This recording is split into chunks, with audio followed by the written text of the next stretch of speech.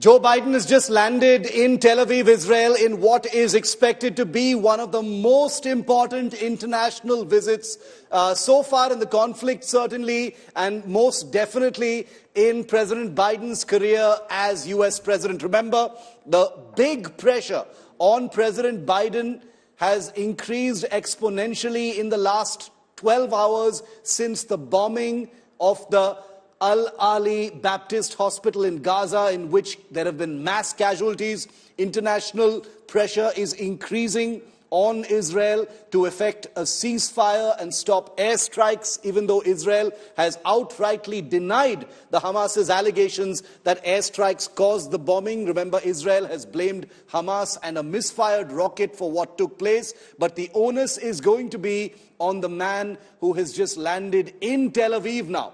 Because President Biden has not only been cautioning Israel against a ground operation, but is himself under enormous international pressure to bring this conflict to a close. He has a huge dilemma right now. On the one hand, he cannot be seen to be anything but supportive of the Jewish state and its right to defend itself after the massacre of October the 7th, in which 1,400 Israelis and people of other nationalities were massacred in the biggest ever terror attack on Israel by the Hamas terrorist group. And on the other hand, Biden, whose own image for his re-election campaign as president next year is as a stable, sober world leader who will not get the United States embroiled in another global crisis. He's already facing pressure over US involvement and aid to Ukraine.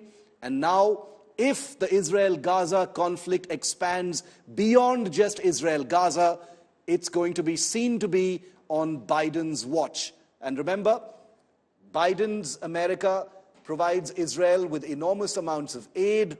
Many of the weapons being used in Gaza are American-supplied weapons.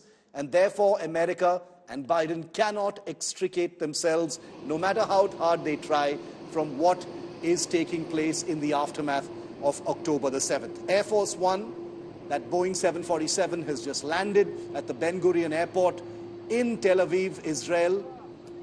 He will be received by Benjamin Netanyahu, the Prime Minister of Israel. They've spoken 6 times on the phone so far in the last 13 days. The United States, remember, under Biden, the president has sent 2 aircraft carrier battle groups into the Mediterranean, the USS Gerald R. Ford and the USS Dwight R. Eisenhower carrier battle groups into the Mediterranean, a massive, huge show of force in support of Israel.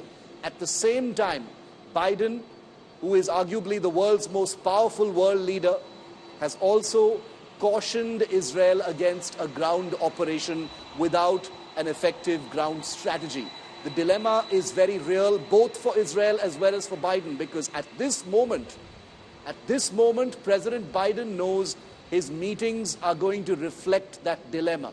How to bring about a closure to this conflict at this time, at a time when the Israeli public is completely in favor of retribution, war, and a hunting down of Hamas operatives in Gaza and around the world. We've just had a conversation with the spokesperson of Netanyahu's Prime Minister's office in Israel, who says, we're coming for you.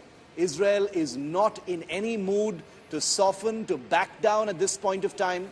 And the man who's just landed in Tel Aviv, the world's most powerful politician, is cautioning Israel and is under pressure to somehow or the other visibly bring about some kind of a ceasefire. Can Biden stop the airstrikes? Can Biden formulate some kind of a path ahead for Israel where retribution is still factored in, where Hamas is still made to pay for its crimes, especially since countries like Qatar, Turkey and Iran continue to protect the Hamas leadership? Or is this going to be the long haul? Let's be very, very clear. And Nabila continues to be with me on this story. We'll be joined in a moment by Gaurav Sawant on the ground, our amazing warfront reporters on the ground. That Joe Biden's nightmare, even as he climbs down from Air Force One, Nabila, his biggest nightmare is going to be if this entire conflict expands beyond Israel and Gaza. If it expands beyond Israel and Gaza, the United States will have no choice but to get involved. Because if it expands beyond Israel and Gaza, it means Lebanon, Syria, potentially Iran and other countries will be embroiled in a brand new Middle East crisis, the likes of which this generation has never seen. And it means pushing America into another war, something that the US public has absolutely zero appetite for at this time, especially after what has happened in Ukraine. So the man who's going to be climbing down those stairs right now has a huge burden on his shoulders. Absolutely, Shiv, and it has come as a big blow that Joe Biden, who was ideally to be visiting Jordan, meeting with the Egyptian president as well as the Palestinian Authority president, that has now come as a huge setback because all the world leaders, at least those of the Middle East who he was supposed to be interacting with, they've refused to meet him, saying there's no point of a discussion right now. All one needs to do is stop the war. And they have declared 3 days of mourning post the Gaza hospital attack that's killed 500 civilians. So it appears for Joe Biden, this first visit into Israel surely is significant, but has also come in line of a setback with that Jordan visit being cancelled. Definitely. Jordan, remember, the Kingdom of Jordan, there was supposed to be a bilateral visit right after Biden's visit to Israel. He was supposed to hop over to Jordan, which, as you know, shares a border with the West Bank and Israel. That meeting has been cancelled. Obviously, Jordan is much more sensitive about its relations with the Arab world right after what happened in Gaza City yesterday and the bombing of that hospital.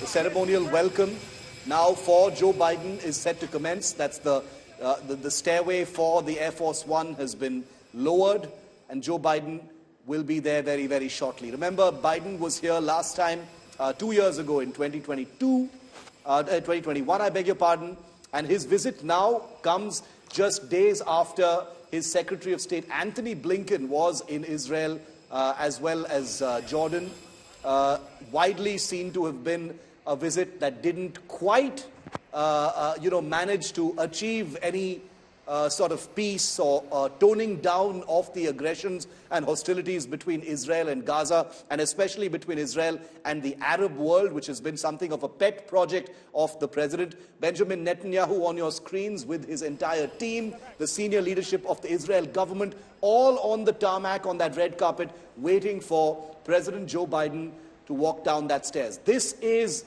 a visit that could be make or break as far as hostilities are concerned, viewer. The most powerful man in the world arriving in Israel, one of the United States' closest allies, Israel, a recipient of the US's maximum amount of aid, military help, assistance, intelligence sharing, 2 aircraft carrier groups in the Mediterranean assisting Israel in intelligence gathering as it investigates the October 7th massacre and terrorist attack by the Hamas terrorist group. But even for all of that, what happens in the next few hours will be decisive, because there are only really 2 options at this point of time. Can Biden in some way create a path towards a softening and a toning down of tensions? Thousands have already died in Gaza, including the hundreds who were killed yesterday at the Al-Ali Baptist Hospital in Gaza City.